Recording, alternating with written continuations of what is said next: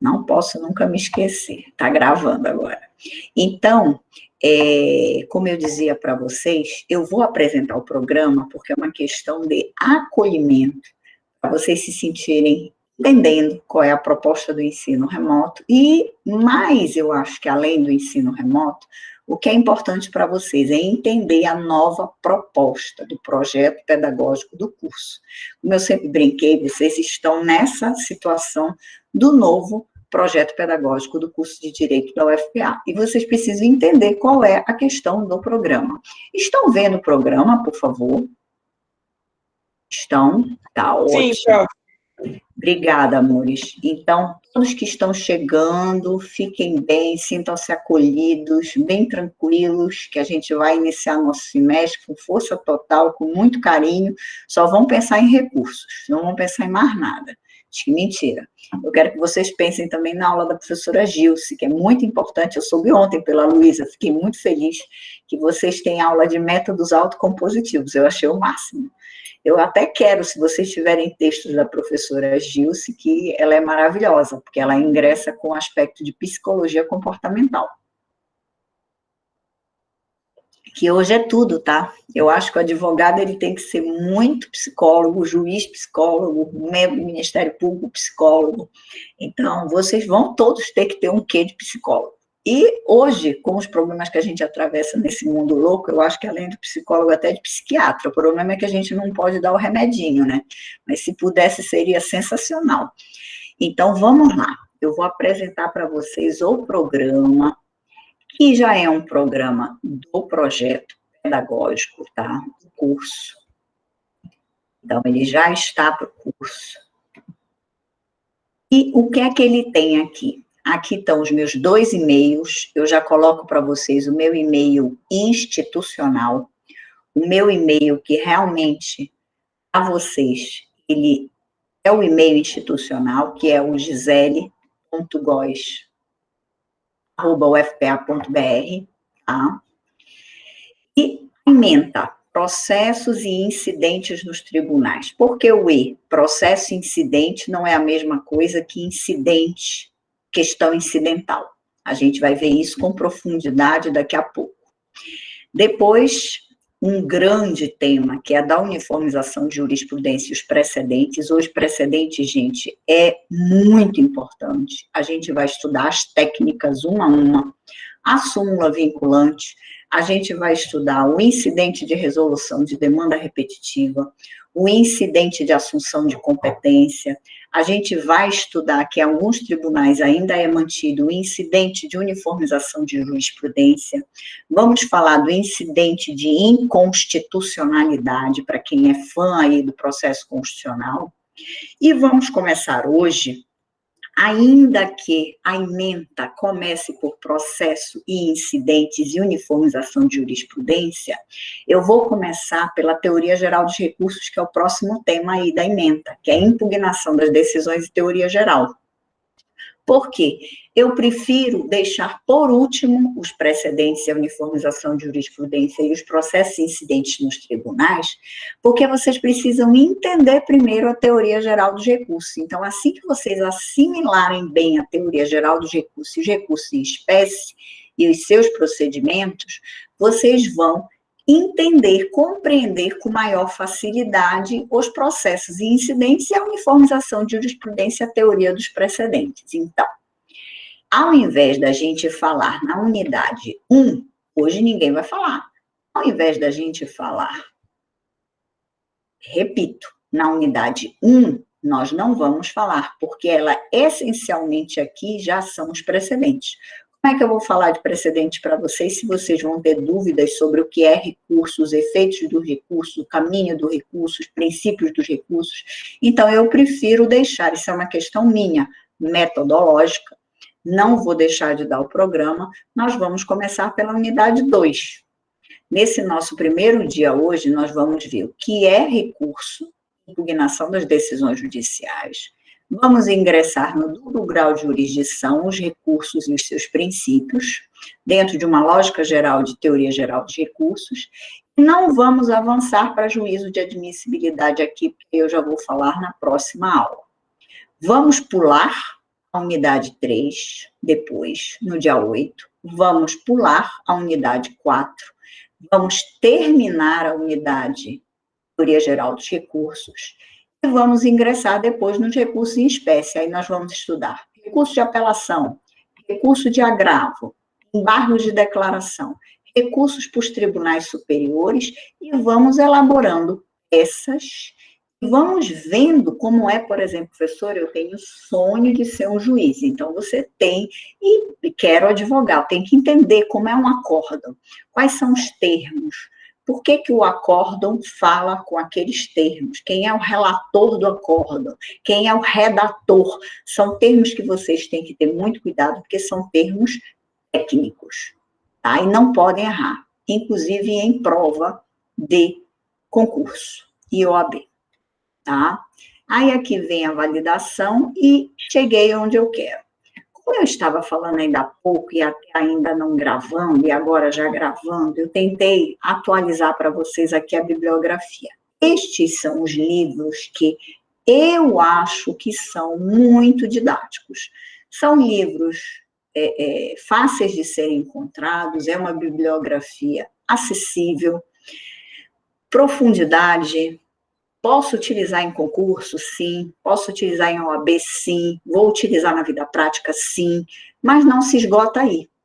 Então, pode ser o professor Alexandre Freitas Câmara, que é um desembargador do Tribunal de Justiça do Rio de Janeiro, oriundo do 5º Constitucional, oriundo da advocacia.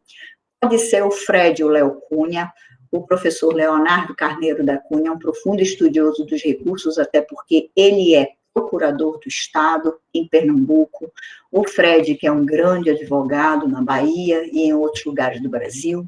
Depois também o professor Luiz Guilherme Marinoni, Sérgio Cruz Arenhart, Daniel Mitidiero, que é a corrente do sul do Brasil, mas eles falam de todas as correntes.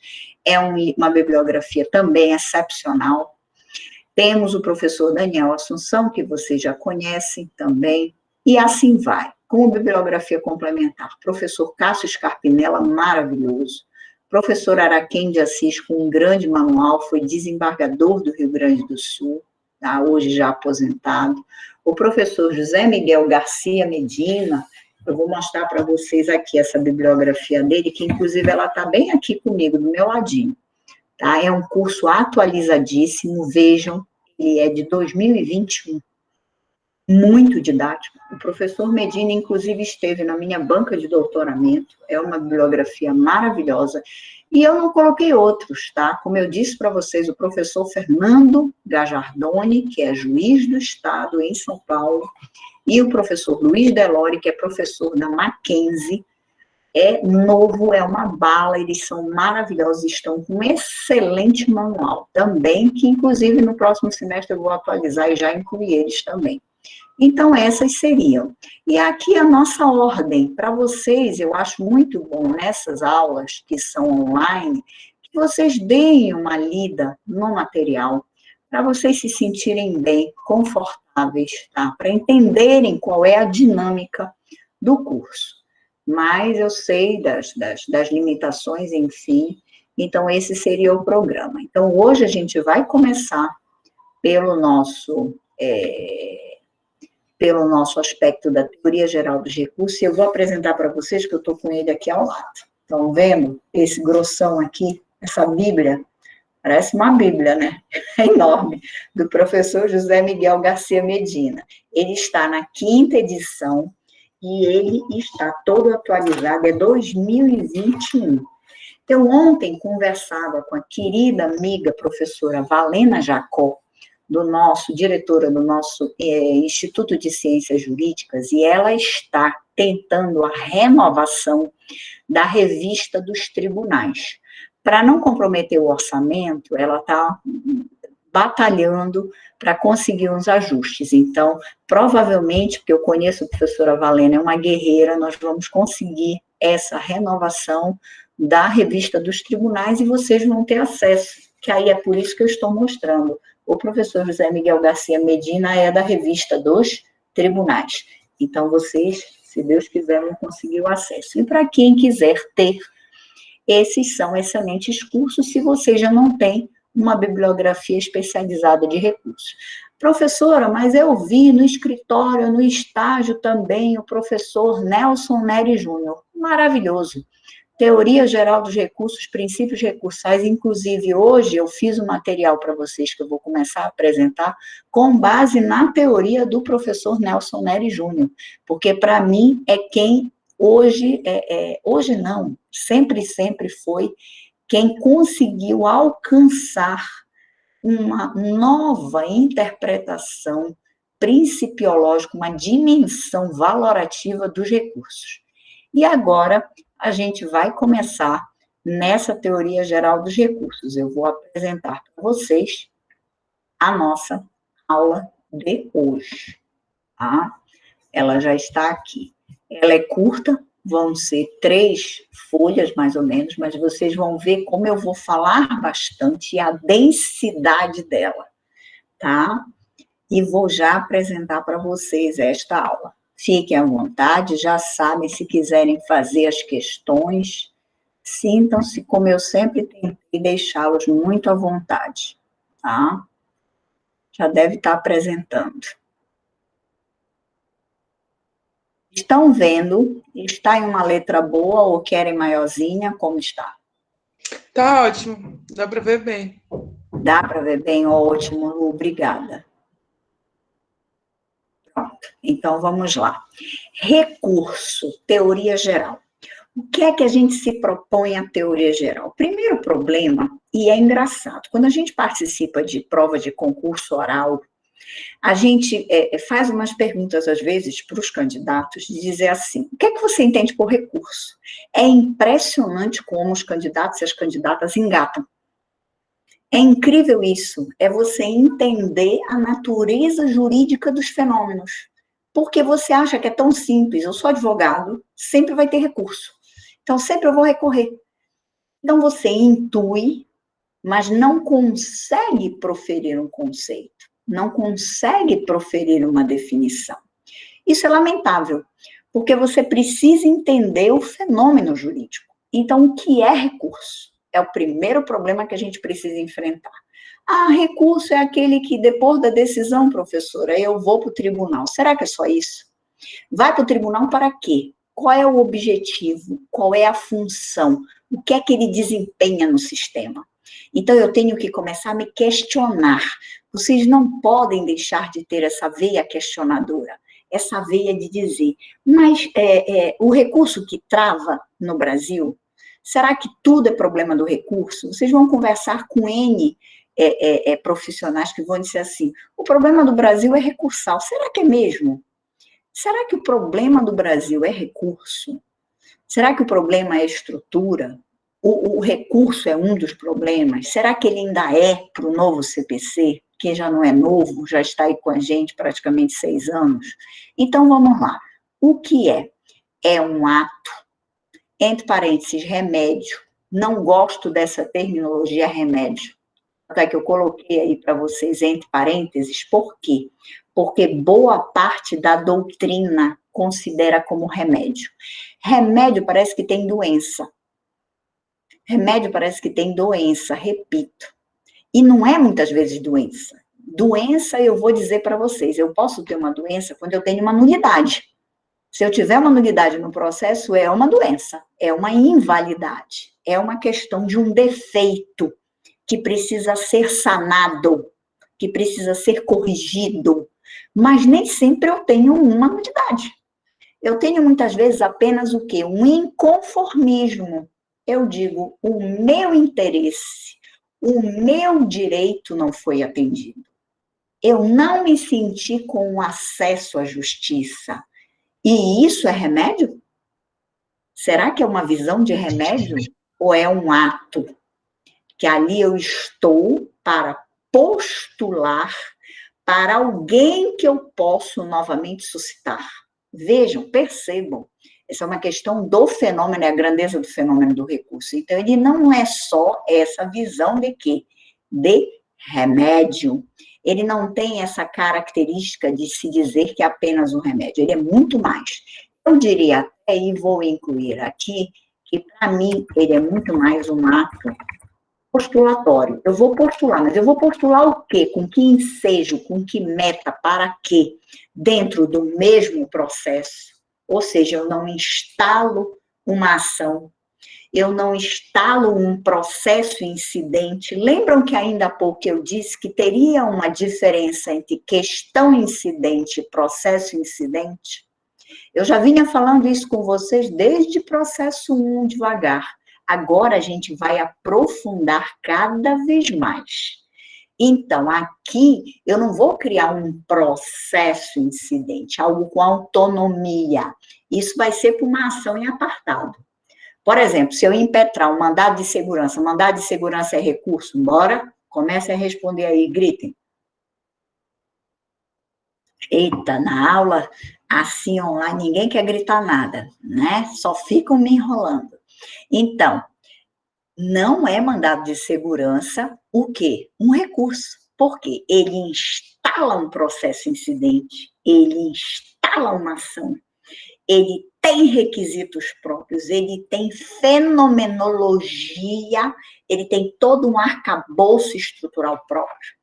Ele tem um prazo, ele tem condições, ele tem requisitos de admissibilidade. Eu, inclusive, nos meus pareceres de mandado de segurança, no Ministério Público do Trabalho, eu grafo como ação mandamental e grafo juízo de admissibilidade. Por quê? Porque ele é uma ação constitucional de mandado de segurança que tem como carga postular a tutela de um direito fundamental.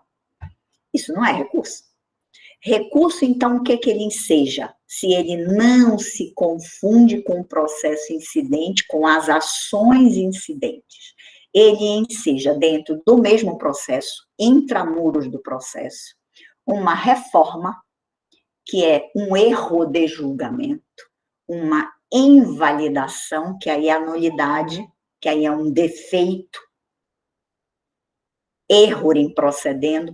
Professora, por que a senhora escreveu invalidação e não escreveu nulidade? Nulidade é um termo do direito civil.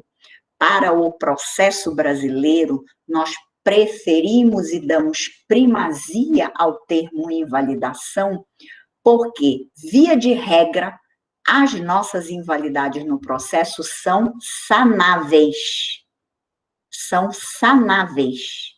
Existe uma carga de sanar, de conseguir corrigir, de conseguir estabelecer o normal. Porque eu só vou invalidar, eu só vou impossibilitar a correção do erro quando for algo assim, sem condições, para o campo do processo. Então, os erros de procedimento, eles são convalidáveis a priori. Por exemplo, se eu tiver um juiz incompetente, como é que eu resolvo? Eu mando o quê? Para o competente. Mas, professora, e os atos praticados? Os atos urgentes são convalidados. Porque ainda que sob a égide de um juiz incompetente, ele estava ali para urgência. E no sopesar de valores entre a urgência e o ato praticado por um juiz incompetente, o que é que deve prevalecer? O direito fundamental ou a incompetência do juiz?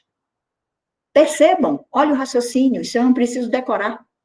Eu tenho que entender a lógica do procedimento. O que é que deve ser hoje mais forte para o processo? A casca do processo, ficar batendo que é incompetente, está tudo nulo, está tudo errado, apaga tudo, começa do zero, aí tira o remédio da pessoa que já recebeu, imagine um direito à vida, imaginem um leito de UTI, imaginem uma questão de plano de saúde, imaginem uma vaga na escola, imaginem N situações. Então, a tutela da urgência, a tutela que precisa ser ali imediatamente o direito protegido, ele é protegido, ainda que sob o palio, ainda que sob a égide de uma questão procedimental problemática. Então, ele pode ter um recurso, o pedido de invalidação, o erro de procedimento. E ele pode ter um recurso, uma integração. Eu vou fazer um esclarecimento ou complementação da decisão judicial que se ataca. Professora, como eu vou saber quando é erro em judicando, erro em procedendo ou integração? A cada recurso nós vamos ter as funções dele.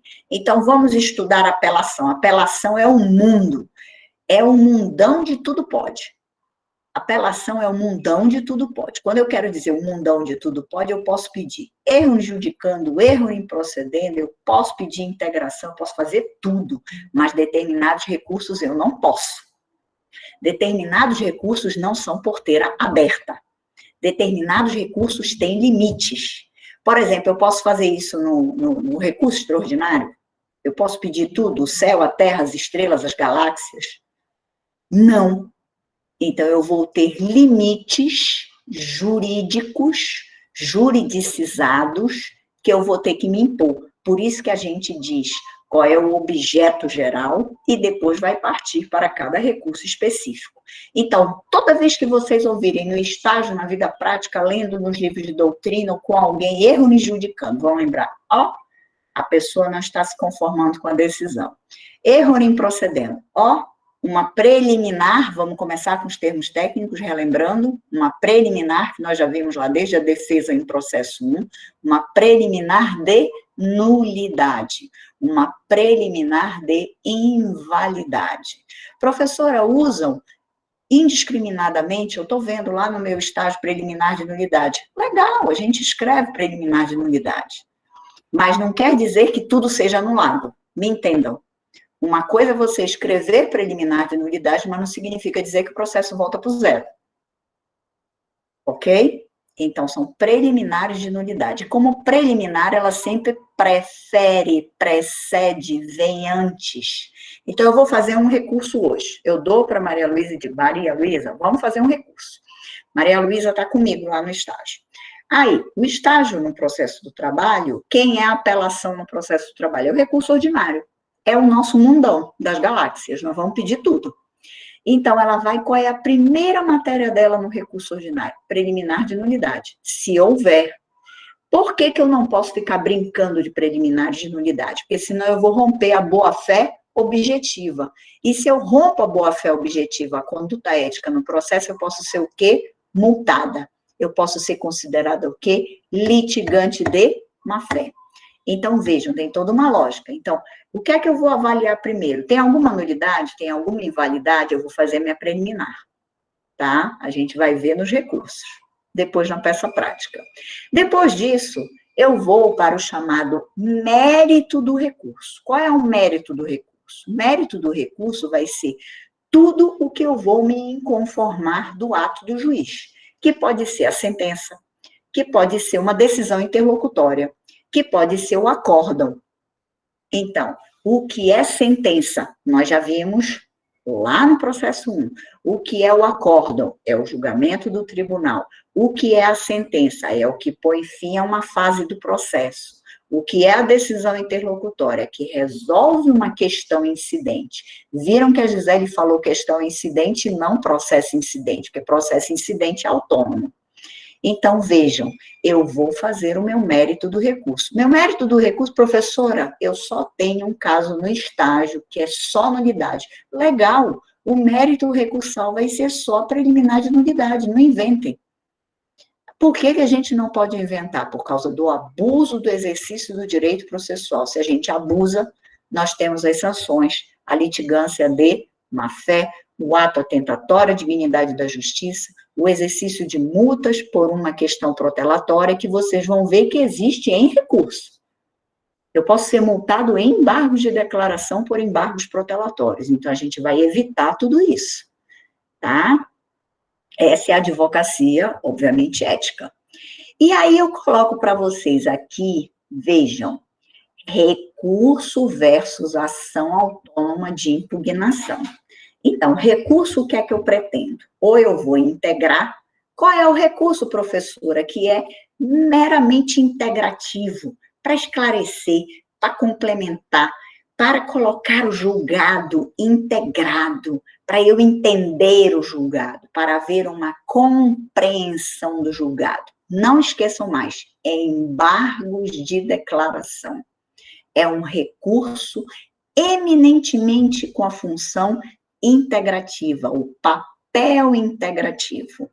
Qual é o recurso que eu vou pedir reforma ou invalidação? Aí é o mundão de tudo, que é a apelação.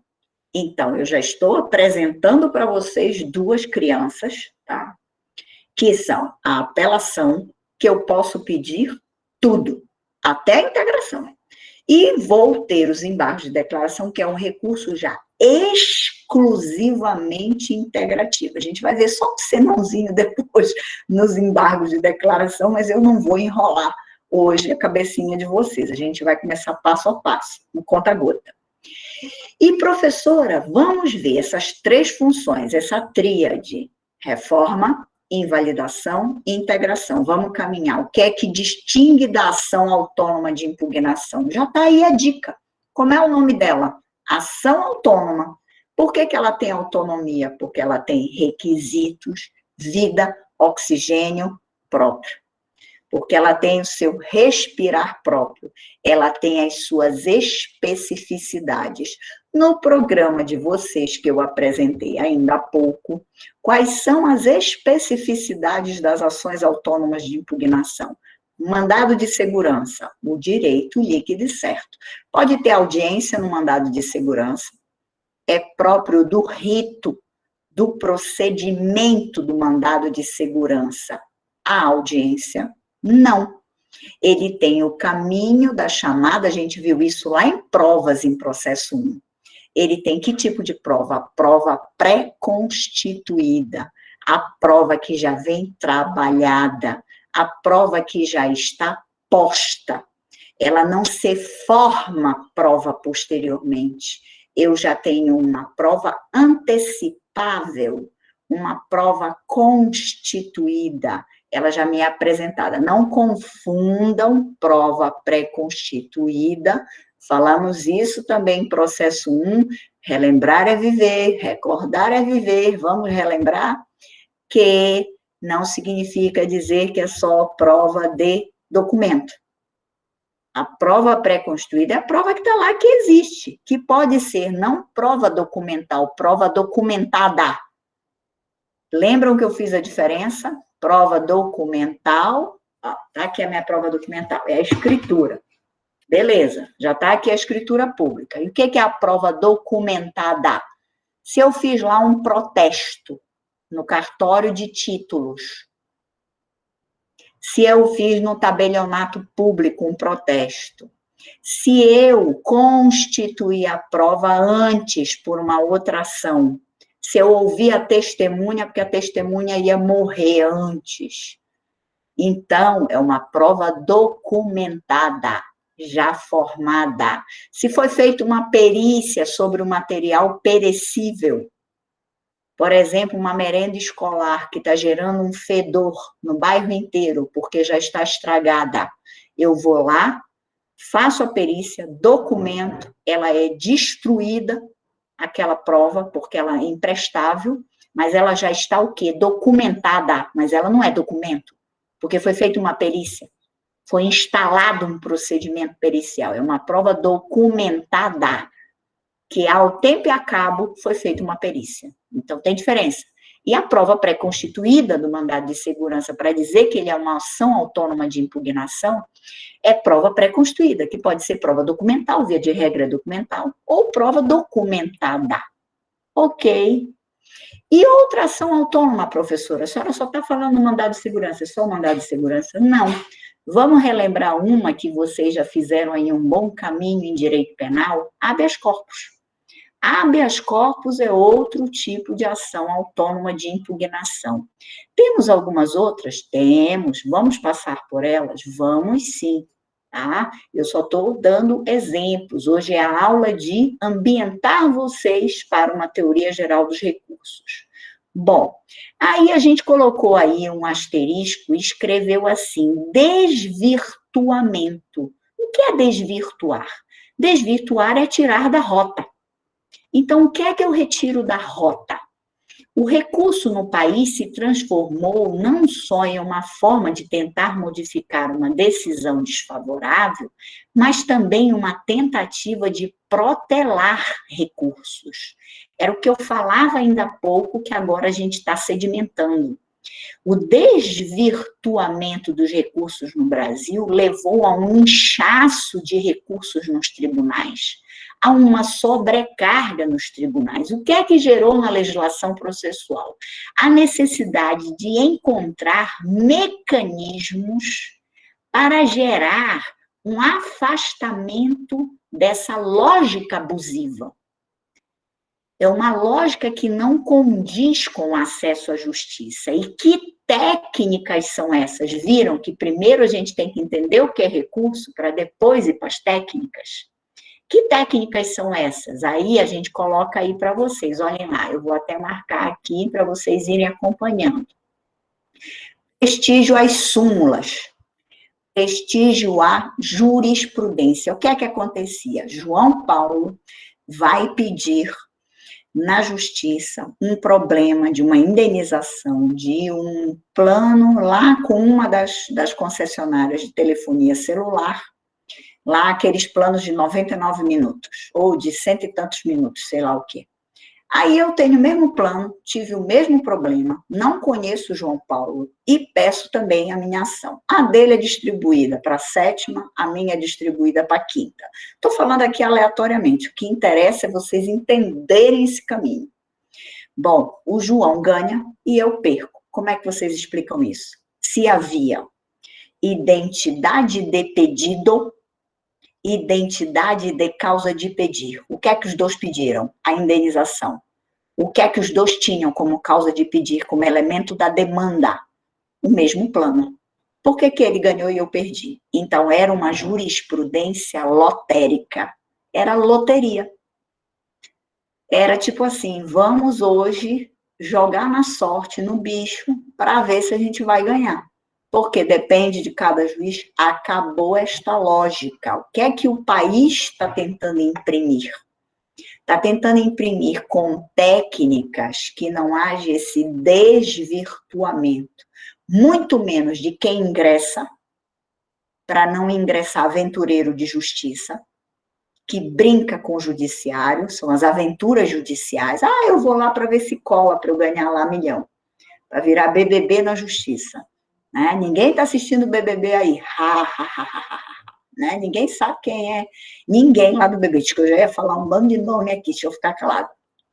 Tá? Ainda mais que a aula vai gravada para o YouTube. Melhor ficar calada, não é, Lu? Então, imaginem. Então, vocês vão fazer o BBB na justiça? Tem muito aventureiro judicial no Brasil. E isso foram décadas e décadas de aventuras judiciais e muitas colaram. Muita gente ganhou indenização na justiça que não deveria ter ganhado. Muita gente foi à falência. E aí eu estou falando de pessoas jurídicas que foram devidamente saqueadas por decisões judiciais e por caminhos utilizados dentro de uma legalidade. Porque é legal o caminho. Vejam um absurdo. Eu não posso mais ter essa jurisprudência lotérica. Um país que se diz democrático, com identidade de demandas. O que é demanda? Pedido, mais causa de pedir. Só mudou o nome. Um era Gisele e o outro era João Paulo, no exemplo que eu forneci ainda há pouco. Só mudou o nome. Mas a essência, a rácio, ouçam, que a gente vai falar depois de rácio decidendi, as razões para decidir deveriam ser as mesmas. E a rácio essendi, a rácio essencial dessa demanda era igual. Era o mesmo plano. Agora, o juiz tem que ser sensível hoje, então, implementando as técnicas, e isso começa em primeira instância. Não começa no tribunal, começa com o juiz de primeira instância. O juiz tem que ter a sensibilidade de saber se já existe um precedente. Vocês não têm que assistir o BBB, vocês têm que assistir Suits, vocês têm que assistir How to Get Away with Murder, vocês têm que assistir as séries de tribunais, só essas que eu libero, entenderam? Então, só essas que vocês podem realmente assistir. Então, qual é, então, o caminho técnico hoje para não haver essa jurisprudência lotérica, para não haver essa jurisprudência divergente, olhem os termos técnicos, para não haver a jurisprudência dissonante, alguns usam esse termo, para não haver a jurisprudência discrepante, para se alcançar um precedente dentro da tese jurídica de uma formação de uma jurisprudência uniforme. Aí nós temos súmulas que podem ser vinculantes ou não, mas nós já temos desde 2006 o Instituto da Súmula vinculante. Nós temos agora, que para mim são artigos maravilhosos do CPC, os artigos 926, estão aqui, que eu estou falando bem aqui, tá? Ai, meu Deus, o que foi que eu fiz? Os artigos, pronto, os artigos 926 e 927. Por quê? Eles dizem que o sistema deve ser íntegro, estável e coerente. Onde é que eu tenho coerência? Quando a Justiça de Minas Gerais pensa do mesmo jeito em uma demanda idêntica no Pará. Quando o Pará pensa idêntico em uma demanda em São Paulo. Qual é o problema agora na pandemia? Que eu sempre nas lives digo. É a pandemia jurídica. Nós não estamos tendo coerência no Brasil inteiro. Nós não temos coerência em lockdown, nós não temos coerência em vacinação, nós não temos um plano vacinal, nós não temos coerência em se precisa de respirador, se precisa de leite, se precisa de hospital de campanha. Ah, professora, mas não dá para dizer que a realidade do Pará é igual à realidade de São Paulo, em termos de demografia populacional. Beleza, concordo com vocês, mas não existem núcleos fundantes? Não existem vigas mestras? Por que essas vigas não são idênticas? Percebam, nós temos uma crise instalada hoje no judiciário. E será que a gente está conseguindo fazer essa jurisprudência estável, uniforme, coerente, íntegra? E olhem, essa palavra integridade, para os fãs de filosofia do direito, inclusive ela é aliada a um teórico de Harvard, a um teórico dos Estados Unidos de Common Law, que é o professor Ronald Dworkin. Já devem ter ouvido falar, salvo engano, foram alunos do querido professor Luiz Rocha, e de outros professores que com certeza já comentaram. Eu comentei com vocês lá na teoria geral do processo, a teoria dos princípios, o padrão de integridade que nós temos que ter no sistema e que sempre perpetuou o professor Ronald Dworkin. E os autores estão dizendo claramente que a ideia com esses qualificadores nos artigos 926 e 927 do CPC é para dizer assim, essa integridade não está aí à toa, é para a gente ter um mínimo de consenso. Já imaginaram eu no Tribunal Regional do Trabalho da 8ª Região, que poderia ser o TJE Pará, daria mesmo, se eu fosse procuradora de justiça, lá no TJE Pará. Eu vou, essa semana, para a primeira turma. Aí a primeira turma julga uma demanda de um jeito. Semana que vem eu vou para a segunda turma julga a mesma demanda de outro jeito. Na outra semana, eu vou para a terceira turma, e a terceira turma julga de um jeito totalmente diferente da primeira e da segunda. E na última semana do mês, eu vou para a quarta turma, que julga diferente da primeira, da segunda e da terceira. Professor, isso é possível? Isso acontece toda hora. Então, o advogado se desespera, o Ministério Público se desespera, o advogado público se desespera, a Defensoria Pública se desespera, porque a gente fica na torcida para saber em qual turma vai. Em qual turma vai ser distribuído o recurso, por causa do sorteio e imparcialidade. Aí, pô, caiu na primeira. Ixi, quando é de caiu, é a gente no foro. Ih, João, vamos perder. Não tem jeito. É assim, gente. Isso está certo? Vocês têm que começar a se questionar. Eu não posso ter a loteria, a Mega Sena, sei lá o que, o jogo do bicho, a lotomania. Eu passeava com o meu filho peludo hoje de manhã, eu vi quantos nomes passando em uma lotérica. Lotomania, Mega Sena, Seninha, sei lá, tanto do nome. Pois é, não pode ter nenhum desses nomes. Justiça não é para isso. Isso é para loteria, tá bem ali na esquina. Que aí eu vou lá e faço a minha fezinha. Doida para ser a milionária da vez. Aí tudo bem. Aí a escolha é tua. Será que a gente pode jogar com esse prêmio? Justiça é prêmio? Acesso à justiça é prêmio? Acesso à justiça é prêmio? Já pararam para pensar nisso? A gente pode pensar a própria sorte? Então, mecanismos foram sendo introduzidos na legislação processual. Professor, é só aplicado no processo civil? Não! todo e qualquer processo, processo do trabalho, processo civil, processo penal, processo constitucional. Para que serve uma ADIM? A ADIM é para irradiar para o Brasil inteiro, para ter uma coerência, vocês já estudaram. Para que serve a DPF? Para ter uma coerência para todo o Brasil. O que é que serve a ADC? Para dizer, olha, é constitucional, bateu o martelo, todos os juízes respeitem. Mas vinda de onde? Do Tribunal Superior, vinda de quem pode dizer qual é o ditame, perfeito? Qual é a tese jurídica, como deve ser interpretada para o conteúdo e o alcance para essa sociedade brasileira, ou para esse estado, ou para esse município, e aí vai depender de que tipo de causa é, se ela tem projeção nacional, se ela tem projeção estadual, se ela tem projeção dentro de uma empresa, que eu posso ter a jurisprudência divergente, e assim vai. Então, súmula, técnicas de jurisprudência para integridade, coerência e estabilidade das relações jurídicas, vamos pensar em quem? No incidente de resolução de demanda repetitiva. Sexta-feira, para quem quiser assistir, eu posso passar o link para Maria Luísa, eu fiz uma sustentação oral no Tribunal Regional do Trabalho em um incidente de resolução de demanda repetitiva que eu propus dentro do TRT da 8ª Região. Foi a manhã inteira.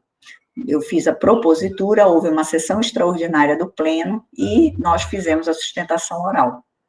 Então, é um incidente que vocês, como advogados, vão fazer sustentação oral no tribunal. No meu caso, eu ingressei ao Ministério Público do Trabalho com incidente, buscando o quê, professora, a senhora como Ministério Público? Esta integridade que eu estou dizendo para vocês, essa estabilidade, esta coerência, porque nós tínhamos no presente caso, na minha opinião, obviamente ainda está em julgamento, nós vamos ter uma continuidade de uma outra sessão, porque não chegou a todos os votos, mas nós tivemos ali uma discussão de que se havia essa estabilidade, se havia essa coerência, se há necessidade do tribunal enfrentar uma tese e dizer, olha, ela passa a ser para o tribunal inteiro. Entenderam?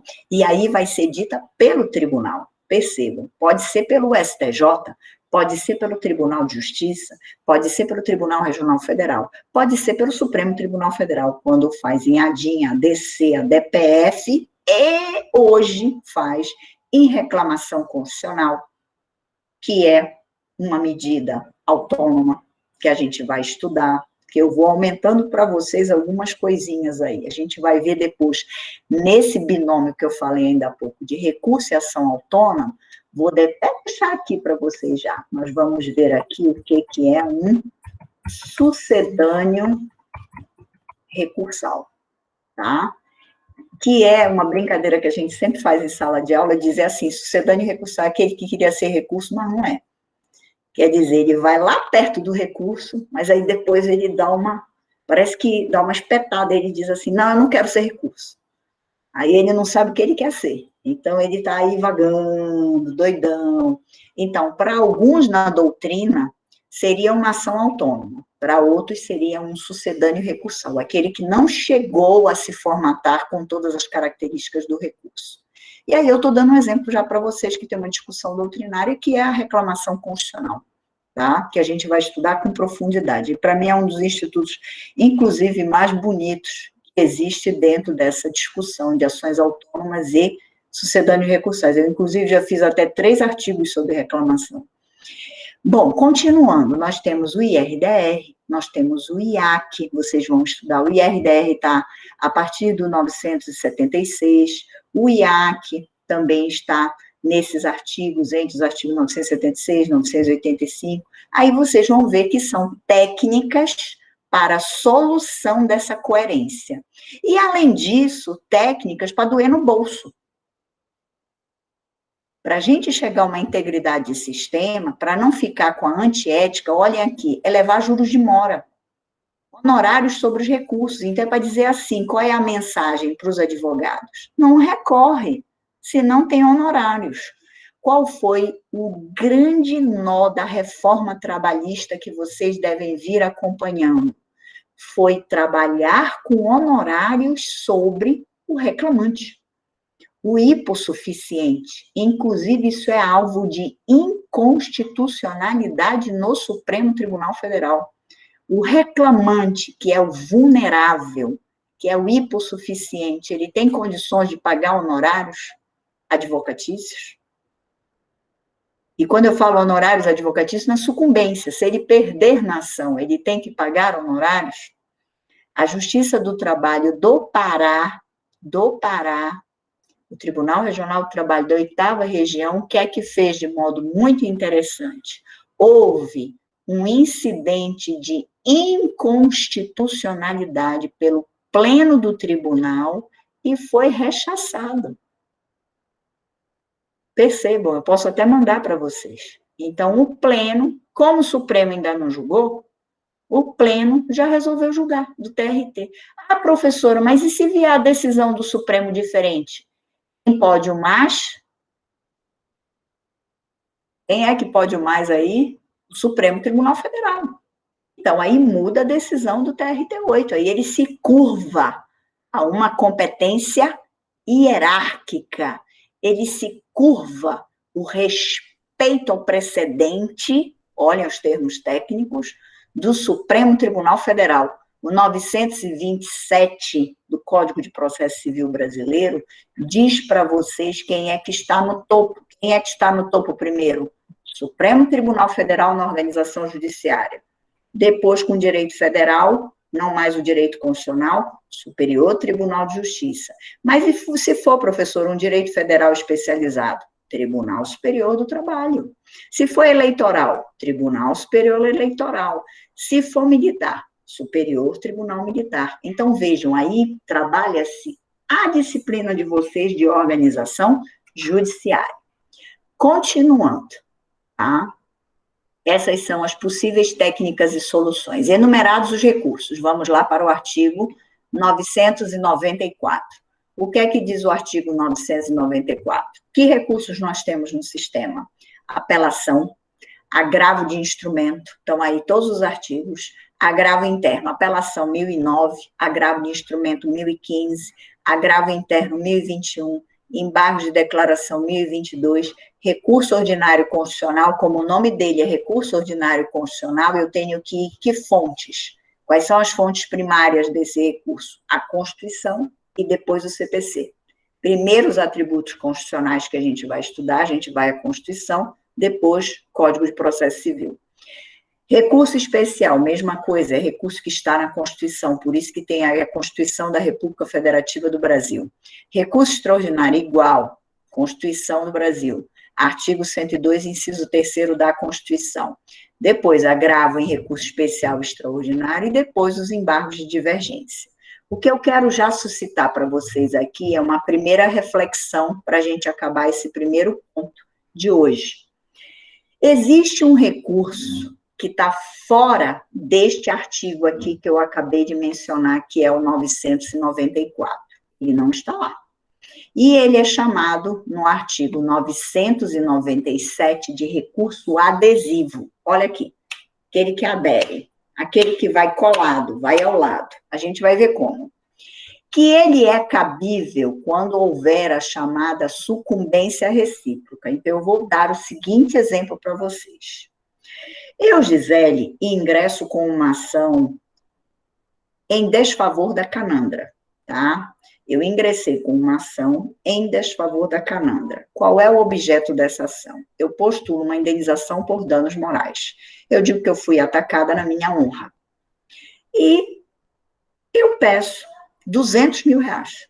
É um valor extremamente elevado para a honra. E, via de regra, os tribunais não selam este valor. Vou logo dizendo. Se for algo, por exemplo, ela me atacou em uma sala de aula, ela me atacou na rua, com palavras de baixo calão e tudo, provavelmente não alcançará esta quantia de 200 mil reais. Provavelmente, porque, óbvio, eu não vou conseguir fechar, porque dano moral é uma discussão caso a caso, dependendo da razoabilidade e da proporcionalidade. Então, vamos lá. Eu ingressei em desfavor da Canandra com uma ação de indenização por danos morais, postulando a quantia de 200 mil reais. Tudo bem até aí? O juiz, na hora da prolação da sentença, estou tendo cuidado nos termos técnicos, tá? Ele confere o valor a Gisele de 50 mil reais. Em quanto que eu perdi? Quanto foi que eu pedi? 200 mil reais. Ele me deu só quanto? 50 mil reais. Enquanto a Canandra foi vencedora, ela não vai pagar 200, ela vai pagar só 50. Ela foi vencedora em 150 mil reais. E eu fui vencedora em quanto? Em 50 mil reais. E eu fui perdedora em quanto? Em 150 mil reais. E ela foi perdedora em quanto? Em 50 mil reais. Existe a chamada aí sucumbência recíproca. O que é a sucumbência recíproca? Ambas foram perdedoras e ganhadoras. Ambas foram vencedoras e vencidas, porque foi parte a parte. O julgamento aí foi totalmente procedente, ou totalmente improcedente, ou foi parcialmente procedente. Toda vez que o julgamento é parcialmente procedente, significa que ambas as partes, autor e réu, foram vencedores e vencidos. Mas eu pergunto para vocês, quem saiu na pior, eu ou a Canandra? Quem foi que saiu na pior? Eu ganhei 50 mil reais, pedi 200 mil, ela só vai pagar 50 mil reais. Quem foi que saiu na pior? A senhora. Claro que fui eu. Então, logicamente, quem é que vai logo recorrer? A Gisele. A Gisele que vai recorrer. Então, a Canandra aposta que, de repente, eu nem vá recorrer. Então, ela espera para ver se eu vou recorrer no prazo. E aí, como existe a sucumbência recíproca, depois, quando ela foi intimada para falar sobre o meu recurso, ela ingressa com esse que vai ser o hospedeiro do principal, que é o recurso adesivo. Agora, o nome é muito criticado na melhor doutrina, porque ela não está aderindo, ela não está a favor do meu recurso.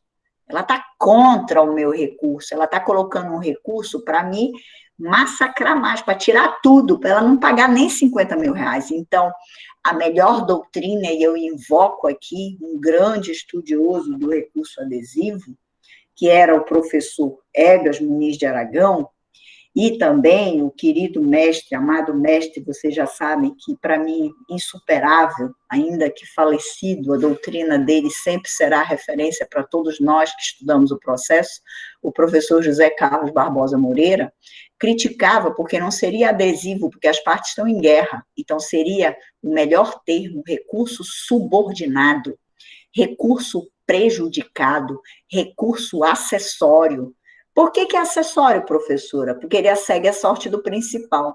Se eu espertamente, e me perdoem a expressão aqui, vou falar uma expressão vulgar, de modo malandro, malandramente, recorro, a Canandra não recorreu, recorre depois, porque é adesivo, porque ela também foi vencedora e vencida ao mesmo tempo, só cabe nesse caso.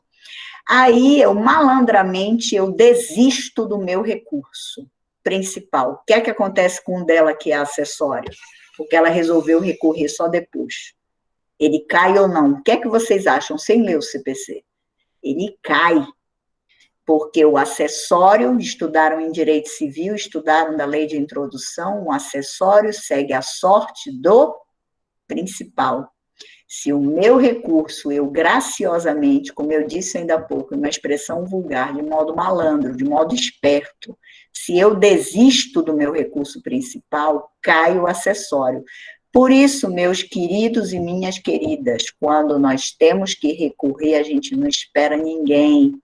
Recorram imediatamente. Não esperem nada e ninguém.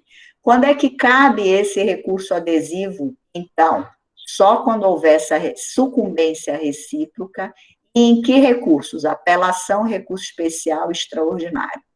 A gente vai ver depois que tem um senãozinho no agravo, mas eu não vou falar hoje, porque eu vou aprofundar isso um pouquinho mais lá na frente.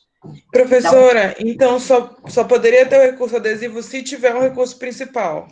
Perfeito. E se houver sucumbência recíproca, se ambas as partes forem vencedoras e vencidas ao mesmo tempo. Perfeito? Entendi, obrigada. Perfeito. Porque se ou eu ganhei tudo ou eu perdi tudo, se eu ganhei tudo eu posso recorrer? Não, porque eu não tenho interesse. Então, só vai recorrer outra parte. Se eu perdi tudo, só eu tenho interesse, só vai haver um recurso. Então, ele só cabe quando existe esse embate de forças, vencedores e vencidos ao mesmo tempo. Mas a gente vai aprofundar ainda um pouquinho mais lá na frente. Princípios dos recursos. Vamos trabalhar um pouquinho. O que é princípio? A gente vem falando desde TGP, vocês já viram, eu sou uma aficionada pelos princípios, eu acho que a gente tem que sempre lembrar os princípios, e hoje, quem conhece a teoria dos princípios vai bem em muitas peças. O que é uma norma-princípio? Eu coloquei um conceito do professor JJ Canotino, que é um jurista português. Ele é um núcleo de condensação que irradia e imanta todo o sistema de normas jurídicas. Então, é ele que está pairando sobre o sistema e irradia para todo o sistema.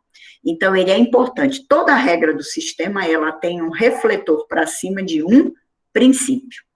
Que princípios nós temos dos recursos? Com a base na teoria que eu mencionei para vocês no início, do professor Nelson Nery Júnior, que tem um livro específico, Teoria Geral dos Recursos, Princípios Recursais, é um livro grosso, extremamente festejado e atualizado, e com base na teoria alemã, tá? Nós temos o princípio da taxatividade, que eu falei ainda há pouco para vocês, que é o artigo 994. Só pode ser recurso o que a lei diz. Onde é que isso está, professora? No CPC? Não, na Constituição. O que é que diz a Constituição sobre competência para elaborar normas de processo? Ela é privativa. Então, é a União Federal. E o que é o CPC? Uma lei federal. O que é o CPP? Uma lei federal. Então, eu só posso ter recurso que a lei, e aí lei é no sentido de ato legislativo stricto sensu, o que a lei federal determinar. Mas tem exceções. Recurso adesivo não está dentro dessa pauta. Ele está sobre um problema que a parte não recorreu. É uma técnica mais, por isso que não é inconstitucional. Tem exceção nos juizados especiais? Tem. Nós temos o artigo 41, que não diz o nome do recurso, diz que é um recurso inominado, sem nome. Quem lida aí com juizados especiais, está estagiando em escritórios de advocacia ou nos próprios juizados especiais, está vendo muito lá, recurso inominado, recurso inominado. É um recurso sem nome, que se admitiu porque existe uma lei abonando ele. É igual o recurso adesivo. Existe uma lei federal abonando ele. Então, isso não é inconstitucional. Mas eu vou deixar uma reflexão para vocês. E quando um recurso é criado pelo regimento interno do tribunal, que não é uma lei federal, que é uma lei de atuação interna dos tribunais, então não é lei oriunda do Poder Legislativo, é lei criada pelo próprio Poder Judiciário. O que é regimento interno, já estudaram lá nos atos de direito administrativo. Nós temos os atos legislativos stricto sensu, e aí nós estamos falando nas leis ordinárias, nas leis complementares, aí nós podemos ter leis ordinárias federais, nós podemos ter leis complementares federais, leis complementares estaduais, isso é uma legislação stricto sensu, oriundo de quem? Do Poder Legislativo, da função legislativa do país, que é oriunda de quem? Casas do Congresso Nacional, Câmara e Senado, ou, no Estado, a Assembleia Legislativa do Estado. E aí eu pergunto para vocês, como é que fica que é uma lei criada pelo tribunal? Este agravo regimental, o nome já está dizendo que ele é um agravo que veio de onde? Do regimento.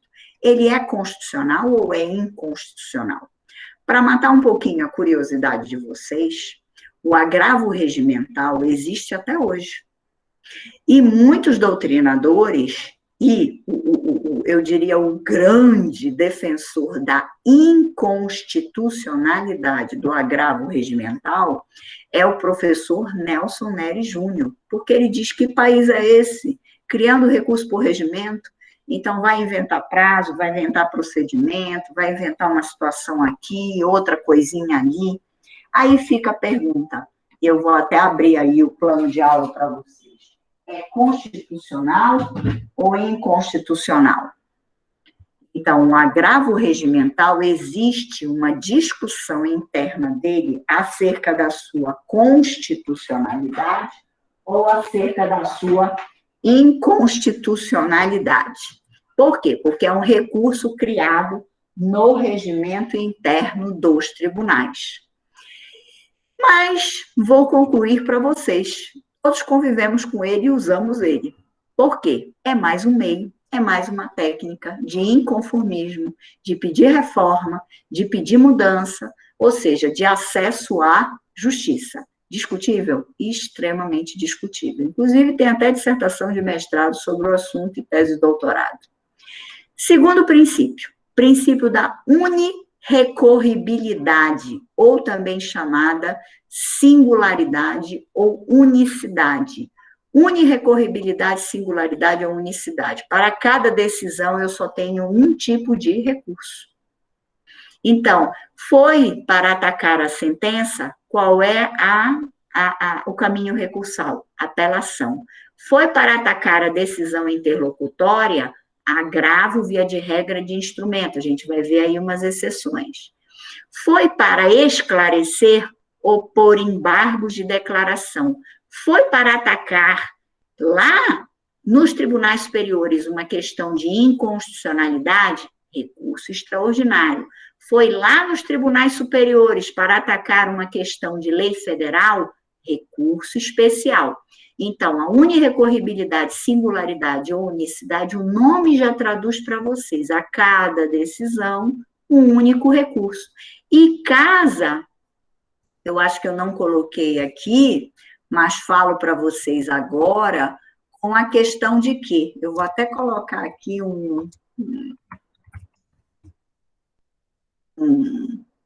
uma chamadinha, para não esquecerem, que é o cabimento. Se a decisão está ali e eu estou tecnicamente interpretando ela, ela está para um parâmetro de provimento do juiz. Se é sentença, nós já vimos, tem que características? Tem que ter relatório, tem que ter fundamentos, tem que ter dispositivo e tem que ter como objetivo o quê? Tem que ter como objetivo a função de destacar ali e acabar e concluir aquela fase do processo. Concluiu aquela fase do processo? Legal. Qual é o recurso cabível dentro da unirrecorribilidade? Dentro da singularidade? A apelação, artigo 1009. Não é, professor, ainda esse caso. Por quê? Porque a decisão está obscura, está omissa. Então, qual é o recurso cabível como único recurso singular para esse caso, que é para esclarecer? Aí eu vou primeiro opor, termo técnico, embargos de declaração, artigo 1021. Então, vejam, é uma sucessão para entender qual é o ato do juiz, qual é o provimento do juiz, para eu saber qual é o recurso cabível. Perfeito? Então, unirrecorribilidade com cabimento. Tá? Princípio da voluntariedade. Eu tenho que ter vontade para recorrer. O que é a vontade? Eu posso dizer assim, olha, eu já estou cansada de discutir, de brigar com essa parte, eu não quero recorrer.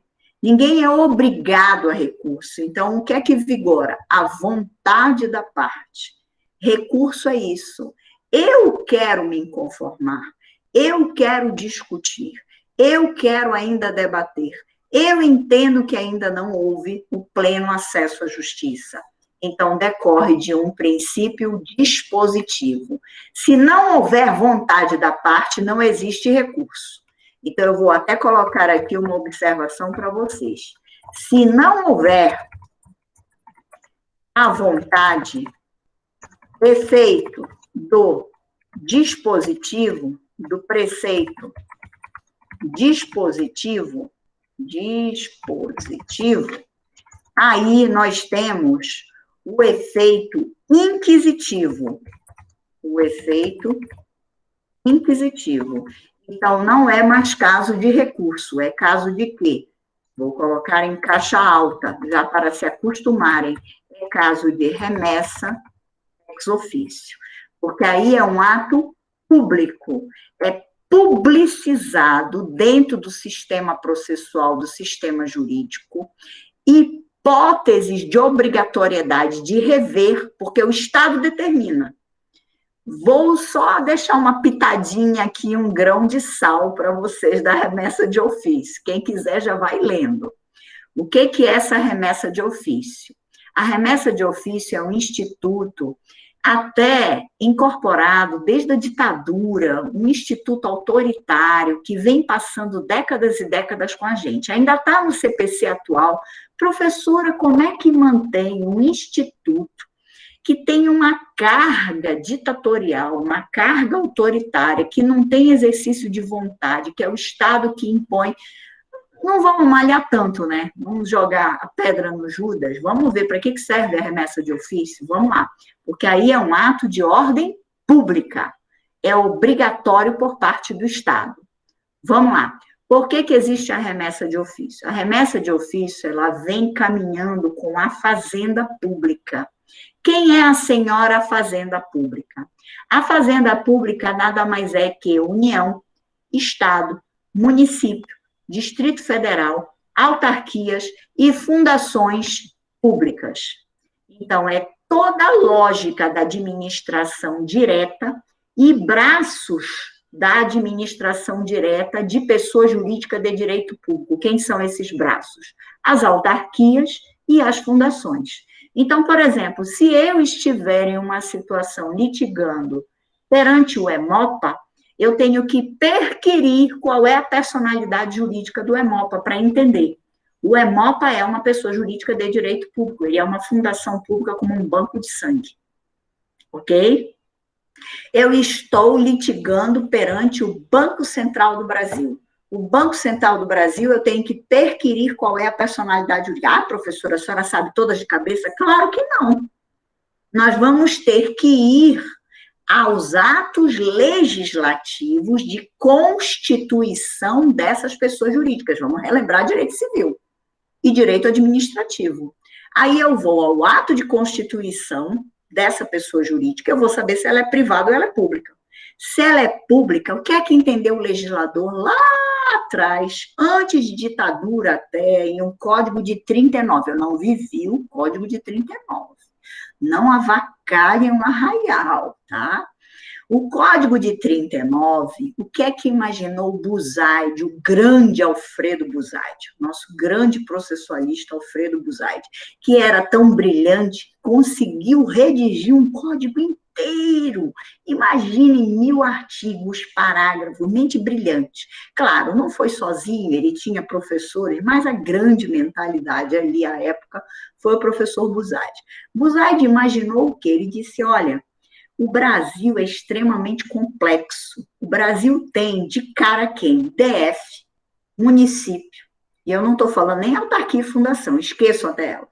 DF, município, estados e União Federal. Vai que a advocacia pública não esteja estruturada e venha um rombo de um crédito contra a União de 1 bi, 2 bi, 3 bi. Eu estou falando em quantia mesmo, que era o raciocínio à época, Buzaide. Estados. Pensem, gente, em 1939, vocês acham que a Procuradoria do Estado era toda bonitinha como é hoje? Vocês acham que tinha concurso público? Não tinha sede, não tinha concurso público. O procurador do Estado, o procurador do município era QI, era indicado. Então, havia uma linha muito tênue para problemas, e problemas graves. Nós diríamos assim, problemas de uma gravidade de escala, tá, lá para cima. Então, o que é que aconteceu? Tá? O Buzaide imaginou a necessidade, eu estou aqui, vocês estão vendo que eu estou me mexendo, que eu estou pegando a força aqui, que eu me esqueci de colocar no computador. Então, coisas do doido office, que não é mais home office, é doido office. Então, o que é que aconteceu? O Buzaide disse, vamos criar um instituto que proteja a senhora fazenda pública, que consiga tutelar a fazenda pública. Só que eu pergunto para vocês hoje, e vocês quando saem da faculdade querem logo, são concursos vitrine, AGU, Advocacia Geral da União, procuradorias dos estados, procuradorias autárquicas e dos municípios. Aí fica a pergunta para vocês. Um minutinho, gente, vou só colocar aqui na força.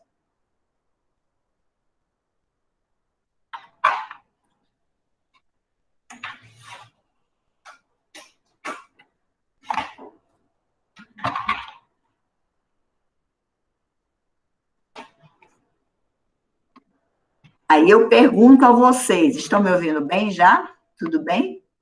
Então eu pergunto a vocês, se a época tinha uma total falta de estrutura, o mecanismo da remessa de ofício, a obrigatoriedade, ajudando a fazenda pública era bom? Sim, porque quem é que paga imposto? Somos nós. Quem é que paga o tributo? Para a União, Estado, Município e DF coexistirem, para ter essa harmonia de pacto federativo, somos todos nós, os contribuintes. Então, a remessa de ofício tinha uma lógica, só que aí eu pergunto para hoje, vocês acham que a advocacia da União está desestruturada? Vocês acham que as procuradorias do Estado estão desestruturadas? A Procuradoria do Distrito Federal? E as procuradorias dos municípios? É o único filhote que eu realmente ainda não afirmo que elas estão todas estruturadas, porque nós temos muitos municípios no Brasil e eles estão ainda muitos desestruturados. Há pouco tempo, quando eu digo pouco tempo, gente, não tem, eu acho que uma década, que a Procuradoria do município de Belém, que é a capital do Pará, que está estruturada.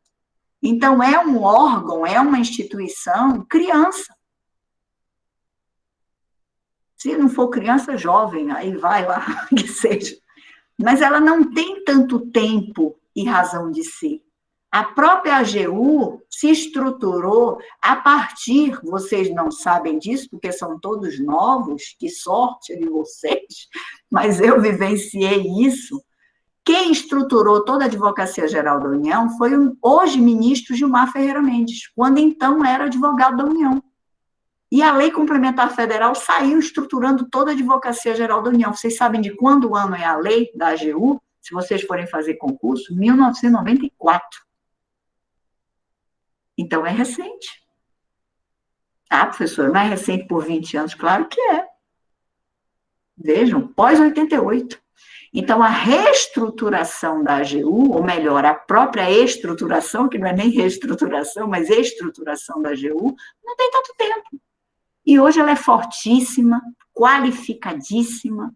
Eu tenho ex-alunos, amigos, amigas lá, e a gente sabe que é um órgão de extrema credibilidade e está estruturado. Então, a remessa de ofício é assim, toda vez que a fazenda perder, eu vou falar grosso modo, tá, gente, que eu não estou falando dos requisitos ainda. Isso é para a gente começar a se ambientar com o que é caminho recursal e as diferenças. Recurso não se confunde com remessa de ofício. Remessa de ofício, qual é o preceito dela? É inquisitivo, é questão de ordem pública, é obrigatória, então não tem vontade. Então, não é recurso. Recurso eu quero recorrer, a vontade é minha, e eu recorro do que eu quiser. Se eu tiver 10 parcelas, e eu digo assim, eu não vou mais ficar discutindo com a Luísa, porque 5 delas realmente eu tenho que pagar, eu vou discutir com boa-fé objetiva, com conduta ética, só as 5 restantes. Porque é essa ética que a gente quer hoje para o processo. Você recorrer verdadeiramente no que tem que ser recorrível, e não recorrer de tudo por tudo. Vocês sabem como eram os recursos no seu trabalho? De um parágrafo. Vem perante Vossa Excelência recorrer de tudo e mais alguma coisa, o reclamante. E ele sem precisar de advogado. Vocês acham que isso está certo? A justiça tem que ser acionada assim? Vocês acham que está certo isso também na justiça estadual? Recorro de tudo e mais alguma coisa porque eu perdi tudo? Ou eu tenho que dizer por que eu estou recorrendo? Eu tenho que motivar. A gente vai ver o juízo de admissibilidade.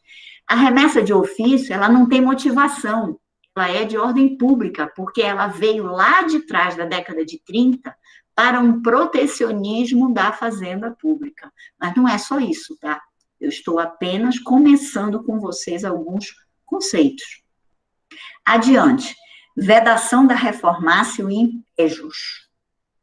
O que é? Eu não posso reformar para pior. Se a parte está querendo recorrer, como é que vai piorar a situação dela? Eu estou recorrendo de 5 mil. Aí eu vou perder os 5 e mais alguma coisa? Eu não vou ganhar nada? Se eu já tinha ganho 3 mil? Entendam que tem que ter lógica no caminho do recurso. Você recorre para melhorar a sua situação e não para piorar a sua situação. Então, é por isso que tem aí o latinês.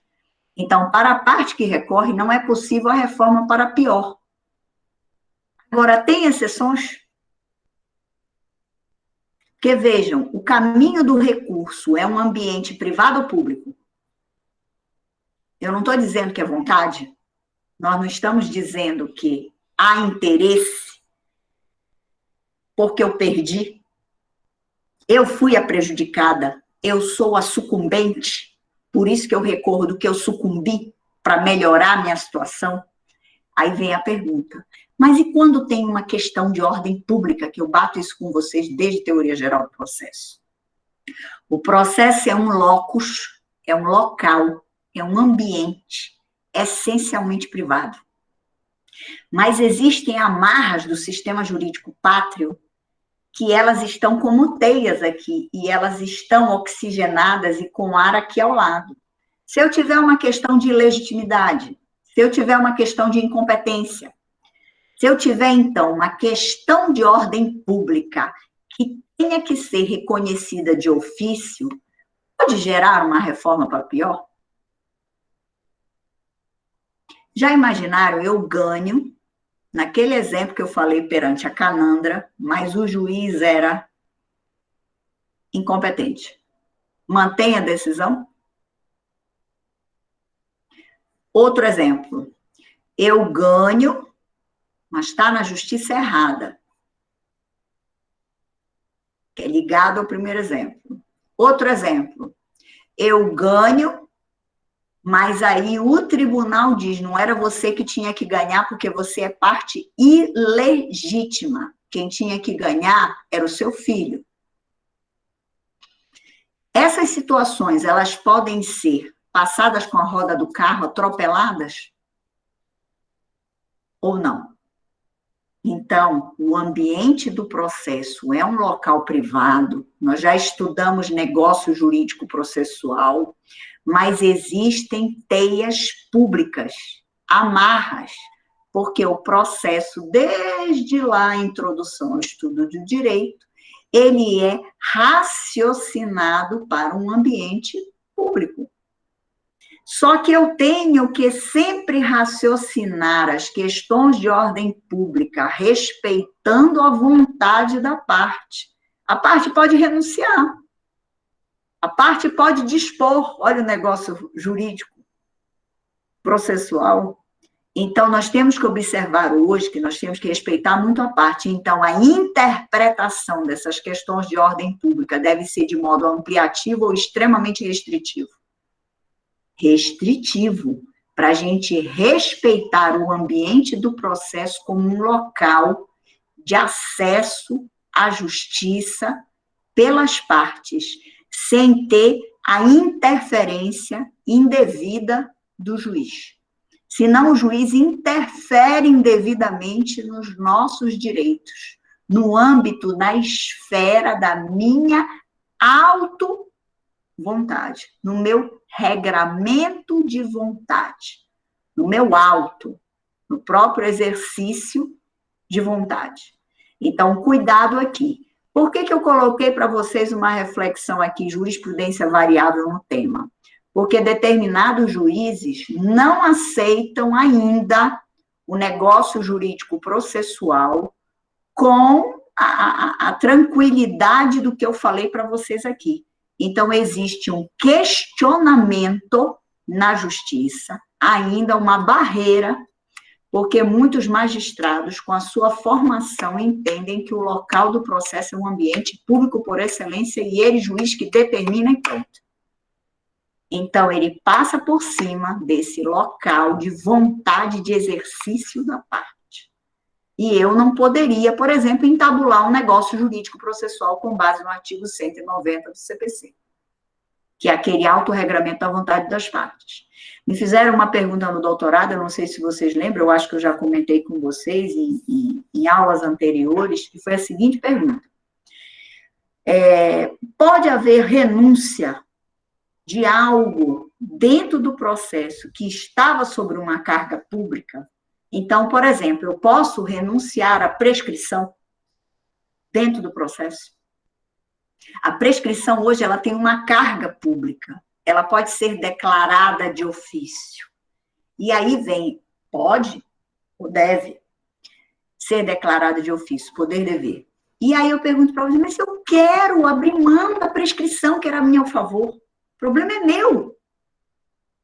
Se eu tiver algum benefício nessa situação, pode haver essa abertura de vontade, de renunciar, de um ato grave no sistema que é a renúncia? Pode. Só que todos os doutrinadores respondem, e juízes, e advogados, e defensores, como eu estou respondendo? Claro que não. Por isso que o direito é extremamente palpitante, pulsante, e gera, obviamente, as divergências. Então, existe uma jurisprudência variável no tema, no trato das questões de ordem pública. E uma discussão que encerra um dos maiores estudiosos no Brasil, com o seu livro de contraditório, o professor Antônio do Passo Cabral, a quem eu recomendo a leitura de qualquer artigo. É um grande, hoje, processualista brasileiro, de uma lavra, de uma magnitude sensacional. O professor Antônio do Passo Cabral começou a discutir isso estudando contraditório. Eu posso abrir mão do meu contraditório? Já pararam para imaginar isso? Se eu tiver uma vantagem. Se outra parte disser, não, olha, vamos aqui entabular, vamos logo abrir mão de situações do processo. Aí o juiz vai dizer, não, aqui não. Então, são situações para vocês refletirem. Eu posso abrir mão antes de recurso, do próprio recurso? Eu ainda estou lá no processo de conhecimento. A parte me chama no escritório e diz assim, vamos entabular um negócio jurídico processual para abrir mão do caminho recursal? O juiz pode dizer assim, eu não vou considerar esse negócio jurídico processual que você abriu mão de caminho recursal, que você abriu mão de apelação, que você abriu mão de embargo de declaração. Mas o recurso na vontade não é minha. Que prejuízo vai ter para o processo? Então, se eu fosse juiz, eu ia amar. Eu ia adorar. Era capaz de eu chamar os advogados e dizer, venham comer um bolo comigo, tomar um cafezinho. Por que não? Por que não respeita? Eu só tenho que ver uma situação da ordem pública aí no negócio jurídico processual. Qual é? Se não existe vício de vontade, não existe coação, não está fazendo porque está sendo coagido, assediado, moralmente humilhado. Ou seja, eu tenho que ter cuidado no entabular livre, no entabular dentro da disponibilidade do exercício de vontades. Vejam que legal. Mas eu, juíza, vou me opor a isso? Nem alguma. Respeita as partes. O problema é delas. O dinheiro não é teu. O bem não é seu. A obrigação de fazer não é para você. Os juízes têm que intuir isso. Qual é o melhor caminho? Ele tem que dialogar. Esse que é o processo atual. É o processo de aspecto dialógico, participativo. Então, o professor Antônio do Passo Cabral trouxe para o Brasil a lógica europeia de um contraditório participativo. Na Alemanha, contraditório é comunidade de trabalho, é mesa redonda. Não é a mesa com aspecto de eu, juiz, estou lá com um martelinho sobre as partes. Então, é uma lógica completamente de abertura de caminhos e possibilidades. Imagine agora na pandemia. Eu acho, Ministério Público, que eu estou pedindo certo, eu estou pedindo tudo errado. O juiz que dialoga, mas doutora, a senhora considerou variantes, possibilidades, a outra parte vem, variantes, possibilidades, não vai ser o melhor caminho? Agora, não, vamos engessar? O pedido do que pediu só pode ser esse pedido, e o pedido do outro lado vai ser também esse pedido, e eu, juiz, que vou bater o martelo e acabou. E o âmbito do processo é só esse. Mas, professor, eu estou vendo todo dia juiz assim. A gente tem que mudar a cultura. E o CPC atual é de flexibilização procedimental. Então, eu posso ter acordo no caminho recursal? É isso que eu quero concluir com vocês. Posso. Eu só não posso sobre lógica de ordem pública. Ali teve uma fraude, ali teve um crime, ali teve uma colusão. O que é colusão? Acordo fraudulento. As partes fizeram um teatrinho de processo. Olha, foram lá, fizeram um teatrinho para enganar o juiz, para publicizar algo que não é, que é só uma farsa, é fake. Agora é o termo da moda, é fake. Não. É fake processo, é fake relação jurídica processual. Aí eu tenho que ter o pulso, aí eu tenho que ter o Estado juiz, aí eu tenho que ter o Ministério Público, ok? Porque aí é alvo de algo maior, do respeito ao próprio Estado, o judiciário. Mas algo que é das partes, cabe tudo. Dialeticidade. O que é a dialética? Quem é aí o filósofo? Você vai me dizer o que é a dialética? A arte do argumentar. Olhem, hoje se respira isso no CPC. A arte argumentativa, motivar. Eu tenho que dizer o porquê, a causa, a razão. Isso é precedente. Por que vai aplicar a súmula 200 do Supremo Tribunal Federal? Estou inventando. Por que vai aplicar, se quiser uma verdadeira súmula, 211 do STJ? A gente tem que dizer por quê. Mas é só ele que tem que dizer. As partes têm que dizer. O Ministério Público está querendo pedir uma diligência. Mas para que vai engatar esse processo com essa diligência? Eu tenho que dizer por quê. Eu tenho que dialeticizar, eu tenho que dizer qual é a fonte dialética, eu tenho que dizer qual é o interesse, qual é a necessidade naquele processo, qual é a utilidade para aquele processo, para que serve, qual é o intento, qual é o propósito. Eu só posso dizer isso argumentando. E nós sabemos argumentar, eu estou me colocando com vocês. A gente está aprendendo isso. Nós viemos de um sistema de civil law romano-germânico, que eu quero o código, eu quero a norma, eu quero a regra. Eu não venho de um sistema argumentativo, que eu crio o caso e o precedente, como é o sistema de common law. Só que hoje se vive no Brasil a common law. A introdução, estou brincando com vocês que o termo é difícil, a introdução de elementos de common law, de elementos de formação precedentalista. Agora eu estou falando, as palavras são as utilizadas, tá? Antes foi a brincadeira. Mas é um termo que também usam. Então, o que é a dialeticidade? Não basta a informação de que há interesse em... Olha, eu quero recorrer, estou aqui. Oi. Levantei a mão. Aqui a mãozinha. A gente não brinca agora aqui no Google Meet. Olha aqui, eu brinquei. Levantei a mãozinha. É só isso o recurso? Não. O que é? Eu tenho que dizer por quê. Eu tenho que indicar as razões de reforma. E se não tiver, professora, o recurso não é conhecido. O recurso não é admitido. Ele não entra na rota de um juízo de admissibilidade. A ação não tem que ser também admitida? Eu não tenho que ter legitimidade, interesse em acionar? Então, eu também tenho que ter no recurso. Eu tenho que dizer para que ele veio. Eu tenho que dizer a minha sucumbência, onde é que ela está. Então, eu tenho que trazer as razões da reforma. Se não, recairá no artigo do CPC 932, inciso 3. Não se conhece do recurso porque inadmissível, prejudicado. E aí o final está em itálico para vocês entenderem, que não tenha impugnado especificamente os fundamentos da decisão recorrida. Eu posso dizer com vocês e afiançar com toda segurança, sem medo de errar na afirmação que eu vou fazer, que a maior parte dos nossos pareceres no Ministério Público do Trabalho, nós colocamos essa preliminar de que o recurso não deve ser conhecido porque não impugnou especificamente os fundamentos da decisão recorrida. Por quê? Porque os advogados privados, advogados públicos, o que é que eles fazem? Eles copiam ou uma parte da inicial ou uma parte da contestação. E isso não é fundamentação recursal. O recurso, olhem a afirmação que eu vou fazer, o mérito do recurso é mais que a ação e mais que a contestação. Porque eu já estou no caminho lá na frente. Perceba, eu ingressei com uma ação em 2005. 2006, contestação.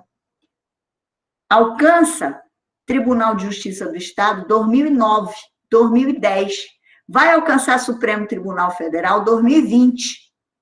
Eu vou dizer que eu vou conseguir fazer um mérito de um recurso extraordinário só com o que teve da ação, só com o que teve da contestação, ou eu vou passear pelo processo? Veja que é muito mais o mérito recursal que o mérito da ação.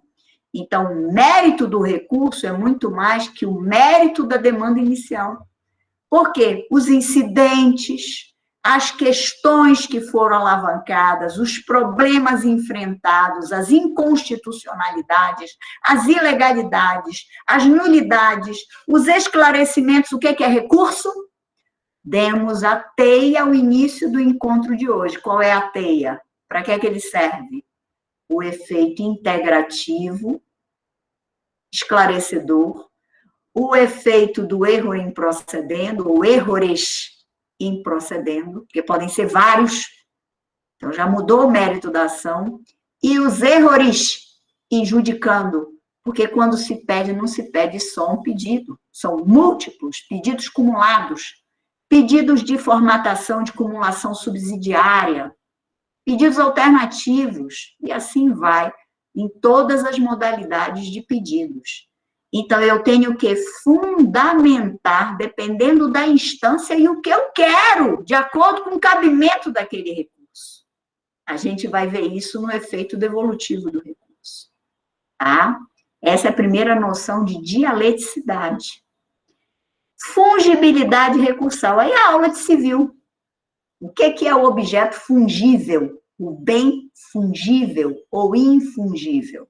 O bem fungível é o que tem poder liberatório, o que pode liberar, e que muitos traduzem no próprio direito civil como um poder de substituição daquela carga. Então, eu tinha um automóvel, Chevrolet, sei lá qual, se ele sai de marca, né, se ele não existe mais, aí eu posso ter um outro automóvel que seja similar, dentro de um padrão de lógica de mercado. Isso é muito comum nos bens fungíveis, tá? Mas imagina se era um automóvel que era de hobby, que não existe mais, que eu não tenho como estabelecer a substituição, aí ele se torna infungível. Como é que eu penso nisso para o processo? O que é fungibilidade recursal? Muitas vezes nós temos dúvidas de qual recurso cabível, porque as situações no processo, com a complexidade da vida moderna, com a complexidade dos nossos pedidos, dos nossos problemas, da nossa vida em si, das técnicas do processo, da tutela da vida, da tutela da saúde, da tutela da educação, dos direitos fundamentais, os problemas que vão ocasionando, a gente, às vezes, tem dúvida de qual é o recurso cabível. Então, eu posso perquirir a fungibilidade recursal. Ou seja, eu posso ingressar com o recurso errado, mas pedir que o juiz tome ele como se fosse o recurso correto. Isso é uma maneira de um CPC que utiliza, com base 150%, a teoria do aproveitamento, a instrumentalidade das formas e dos atos processuais e caminha bem. Mas isso é uma lógica natural? Claro que não. O processo é técnico, vocês têm que ser técnicos, vocês têm que ter cuidado com a técnica e não podem adotar fungibilidade se for um erro grosseiro. Sentença e apelação. Como é que eu vou ingressar com agravo? Se eu tiver ali uma omissão na sentença, eu não posso pensar em outro recurso que não os embargos de declaração. Mas existem alguns canais de diálogo, canais de aproveitamento de uma flexibilidade procedimental recursal. Óbvio que a interpretação quanto a isso, ela tem que ser o quê? Restritiva e não ampla. Eu não posso fazer uma interpretação ampla se o processo é técnico, se eu estou falando em cabimento, se a gente falou ainda há pouco em unirrecorribilidade e singularidade. Se para cada decisão é um único recurso, eu não posso ficar usando o errado e tomando ele toda hora pelo correto.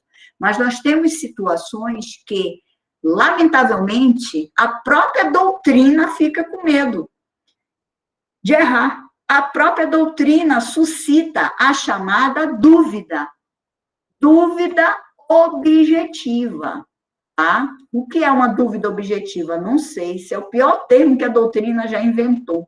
Não existe dúvida objetiva. Dúvida é um estado de quê? De incerteza. Se eu tenho dúvida se hoje eu vou tomar açaí ou não, isso é um estado da Gisele. É um estado totalmente subjetivo, ninguém tem nada a ver com isso. Então, o estado de dúvida é o estado subjetivo do eu, da incerteza. E isso não pode ser objetivado. Mas por que, então, que a doutrina e a própria jurisprudência consagrou esse termo dúvida objetiva? É para dizer para vocês o seguinte: é uma dúvida tão do eu, da doutrina, que tinha que ser objetivada, que ela mesma não consegue, que ela mesma diverge, que os estudiosos do tema divergem. Aí é uma dúvida que alavanca a possibilidade de um aproveitamento, tá? E aí eu passo aqui, tá? Vou deixar a fungibilidade, a gente vai abordar a fungibilidade entre apelação e agravo, a gente vai abordar a fungibilidade entre recurso especial e recurso extraordinário, a gente vai abordar a fungibilidade entre ED e apelação. São os canais extremamente importantes. Isso eu não vou esquecer, porque a cada recurso nós vamos voltar à lógica de discutir fungibilidade, ok? Eu só estou dando a primeira visão, que existe a possibilidade. Agora, vocês advogando, vocês MP, vocês defensores públicos, vocês procuradores do Estado, advogados da União, a carreira que abraçarem, não devem a priori errar. A gente só vai perquirir um aspecto de fungibilidade excepcionalmente, porque o processo não admite essa teia. E o último princípio, por hoje, para não cansar mais vocês, é o princípio do duplo grau de jurisdição, ou também chamado, eu não coloquei aqui, princípio do duplo grau de jurisdição, ou dupla instância. Existem dois conceitos de duplo grau de jurisdição. Eu quero deixar isso logo aqui muito claro. Que é esse primeiro conceito que eu vou falar, de dupla instância. Então, eu ingresso com uma ação perante um juízo de primeira instância, perante um juízo... eu não gosto dessa expressão que o povo adora utilizar, juiz de piso. Eu acho que ela leva uma carga muito odiosa, muito até pejorativa. O juiz de primeira instância é o juízo monocrático, esta é que é a técnica. O juízo que está no enfrentamento das provas, o juízo que está fazendo contato imediato com a causa. Contato imediato, apareceu o filme de extraterrestre, né? Esse contato imediato com a causa. Então, é ele que está primeiramente em contato com aquela causa, tá? E aí, ele prolatou a sua sentença, nós vamos ter o caminho recursal, a dupla instância, a possibilidade de recorrer para um juízo colegiado, para um juízo que não é mais monocrático. Esta é a lógica natural, mas já vimos também em processo 1, que determinadas causas começam com esse juízo monocrático ou elas começam com a competência originária no tribunal. porque são causas especializadas, porque tem uma matéria especializada, ex ratione matéria, ou porque tem um foro especializado já direto no tribunal. Vamos lembrar uma delas? Se for processar prefeito. O prefeito pode ser julgado por um juízo monocrático ou é uma causa de competência originária imediatamente no tribunal. Um mandado de segurança cuja autoridade coatora seja Sua Excelência, o governador do estado do Pará, o doutor Helder Barbalho, eu posso processar o governador que ocupa uma posição de proeminência, que ocupa um cargo público de representatividade do Poder Executivo Estadual. Ele pode ser processado nesse mandado de segurança perante qualquer juízo de primeira instância, qualquer juiz de qualquer comarca. Ou ele já atrai aquela visa atrativa para o tribunal e, se Sua Excelência, o governador do estado do Pará, é a autoridade coatora, é imediatamente no TJE. Aí eu pergunto para vocês, quem é que vai ser o segundo grau desse mandado de segurança? Que o primeiro grau, a primeira instância, já é o TJE. Arrisquem aí, bora. Quem é? Alguém grita. A segunda instância, o chamado segundo grau, será o STJ. E a gente vai ver depois com que recurso. Que se for o Estado, vai ser o recurso especial, se for a parte, vai ser o recurso ordinário constitucional. Então, vejam, vai depender do referencial. Se for uma causa que eleve logo a competência originária para o órgão colegiado, ela já começa no tribunal. Se é exceção, é regra. Exceção. E aí o segundo grau vai ser para Brasília, STJ, STF, ok? Tá? Mas, via de regra, quem é a primeira instância ou denominado pela doutrina primeiro grau de jurisdição? Os juízes das comarcas, comarca de Belém, Santarém, Uaná, Porto de Mós, aqui eu sempre gosto de brincar, Tartarugalzinho, tá? Que é no Amapá. Então, vai embora. Tudo bem? Tá? E quem é que vai ser a segunda instância? O órgão colegiado, mas eu posso, excepcionalmente, começar colegiado e continuar colegiado. Colegiado com colegiado. Começar a competência originária no TJ e depois desaguar em outro colegiado STJ. Tudo bem? Mas, via de regra, primeira instância monocrático, segunda instância, dupla instância colegiado. Por que eu disse que duplo grau de jurisdição oferece dois conceitos? Porque existem doutrinadores que discutem se existe duplo grau de jurisdição quando é o mesmo juiz que analisa o recurso. Exemplo, embargos de declaração são analisados pelo próprio juiz que prolatou a decisão. Não vai para outro tribunal, não vai para outra cabeça. É a mesma centralização de competência. Então, eu sou juíza da 5ª Vara e eu prolatei uma sentença. A minha sentença tem problemas. A parte opõe embargos de declaração. Que problemas, professor? Explique, que a gente ainda não sabe. Uma omissão, um esclarecimento que o juiz precisa me fazer porque faltou na decisão dele. Aí eu oponho embargos de declaração para o tribunal? Não, para o próprio juiz, porque o ato é dele, é ele que tem que desvendar o problema. Eu não poderia recorrer para o tribunal. Os embargos de declaração são para esclarecer para o próprio juiz. Isso representa duplo grau de jurisdição quando é para o próprio juiz? O que é que acham? Então, existe uma divergência na doutrina, porque alguns autores consideram que isso não representa o duplo grau de jurisdição. Mas não é um duplo exame? Aí eu vou colocar aqui, alguns denominam dupla instância e outros que apenas precisa de um duplo exame. Não vai ser examinado de novo? Não é recurso? Então teve duplo grau, mesmo que seja o mesmo juiz. É o que eu penso. Vocês podem ler doutrinadores de peso e dizerem, aí não tem duplo grau. Quer um doutrinador de peso que diz que não há duplo grau de jurisdição quando é o mesmo juiz que examina de novo? Professor Humberto Teodoro Júnior. E quando eu falei, eu enchi a boca, porque o professor Humberto Teodoro Júnior é um mestre maravilhoso, a quem eu tenho maior respeito e admiração. Mas eu não concordo neste ponto com ele. O professor Humberto Teodoro Júnior entende, quando é o mesmo juiz, esse duplo exame não é duplo grau de jurisdição, é apenas um ato integrativo, um ato de intelecção, um ato de neurociência, em que ele vai esclarecer o que faltou no ato dele. Olha como é boa a teoria e convence do professor Humberto. Tá?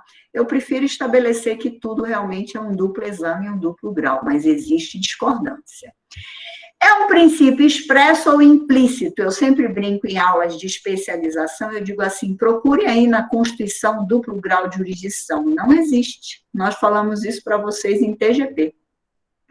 O duplo grau de jurisdição é um princípio constitucional implícito e ele é extraído do devido processo legal e da própria sistemática da Constituição quando ela estabelece as competências dos tribunais com determinados recursos. E competências, obviamente, de matérias e recursos, tá? Por que a gente trouxe aqui para vocês o Pacto de São José da Costa Rica?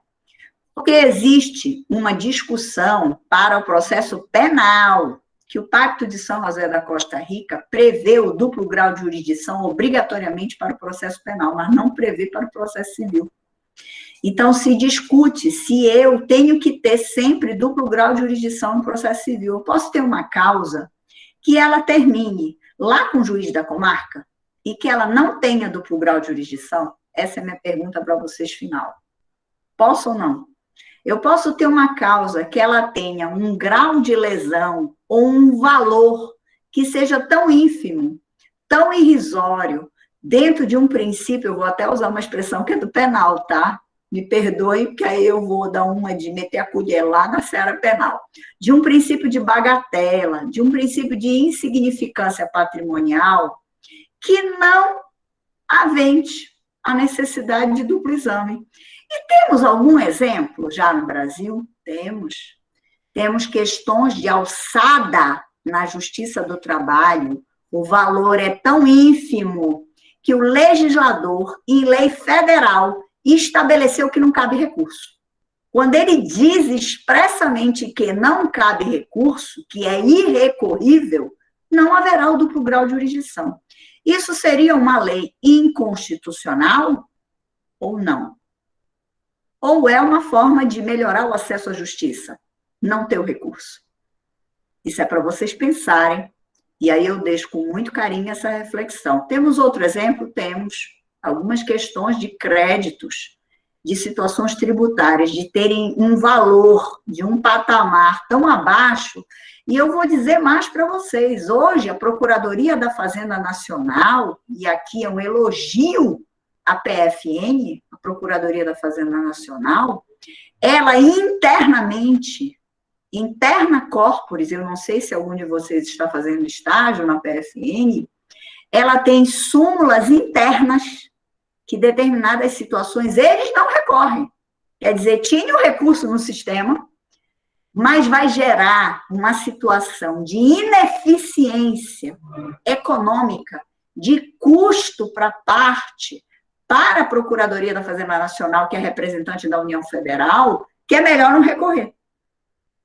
Ou seja, para um devido processo legal hoje, a visão de devido processo não é só mais, tem recurso, recorre. Tem prazo, usa. Não, é uma visão além. É uma visão de eficiência econômica, de custos, de pauta de sociedade, de pauta ética. Quer dizer, a União hoje, ela sempre deve ser vista lá como a diabinha que recorre de tudo, vai até Supremo. Isso é caro. Quem é que paga essa conta? Quem é que paga essa conta desse processo? Será que não é a gente que está falando aqui? Todos nós, contribuintes?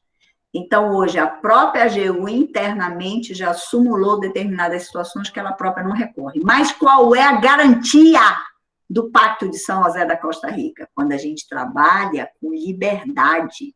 Então, por processo penal, ficou grafado que tem que ter a garantia desse acesso ao duplo grau de jurisdição.